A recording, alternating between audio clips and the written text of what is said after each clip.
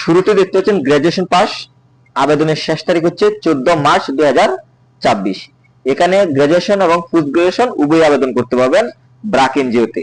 এখানে শুধুমাত্র একটি পদে লোক নেওয়া হচ্ছে, প্রোগ্রাম অ্যাসিস্ট্যান্টে। এখানে শিক্ষাগত যোগ্যতা যে কোনো স্বীকৃত শিক্ষা বোর্ড প্রতিষ্ঠান থেকে স্নাতক এবং স্নাতকোত্তর যদি থাকে, এবং আপনার যদি দ্বিতীয় বিভাগ থাকে, দ্বিতীয় বিভাগের নিচে হলে কিন্তু আপনি আবেদন করতে পারবেন না। সিজিপিএ অবশ্যই 2 এর উপরে থাকতে হবে।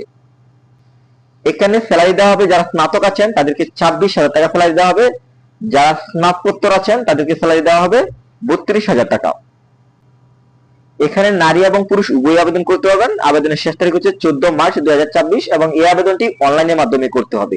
আপনি যদি একটি ঘরে বসে বেটার অ্যাপ্লাই নিতে চান, স্ক্রিনে দেওয়া নাম্বার যোগাযোগ করুন। বিকজ যেহেতু ব্র্যাক এনজিওর অ্যাপ্লাই অবশ্যই বেটার হতে হবে যদি আপনি শর্টলিস্ট হতে চান, তাই বেটার একটি অ্যাপ্লাইয়ের জন্য স্ক্রিনে দেওয়া নাম্বার যোগাযোগ করবেন।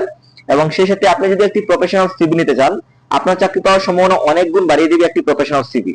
আপনি যদি একটি প্রফেশনাল সিভি নিতে চান, স্ক্রিনে দেওয়া নাম্বার যোগাযোগ করবেন। আপনি হোয়াটসঅ্যাপ করুন, আমরা আপনাকে আবেদন করে দিব।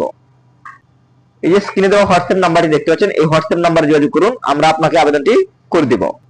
এরপর এসএসসি পাশে এখানে আবেদনের শেষ তারিখ হচ্ছে 15 মার্চ 2024। এখানে আবেদন করার জন্য কোনো অভিজ্ঞতা লাগছে না, শুধুমাত্র একটি পদে লোক নেওয়া হচ্ছে। ভালোভাবে লক্ষ্য করুন, ফার্স্ট ক্রেডিট অফিসারে। এখানে আবেদন করার জন্য কোনো অভিজ্ঞতা লাগবে না, ইন্টারমিডিয়েট পাস হলে অ্যাপ্লাই করতে পারছেন। বয়স সর্বোচ্চ 32 বছর এবং এখানে নারী এবং পুরুষ উভয় আবেদন করতে পারবেন। বেতন দেওয়া হচ্ছে 22,000 টাকা। এই আবেদনটি কিন্তু অনলাইনের মাধ্যমে করতে হবে, যেহেতু এনজিওর অ্যাপ্লাই অবশ্যই বেটার হতে হবে যদি আপনি শর্টলিস্ট হতে চান।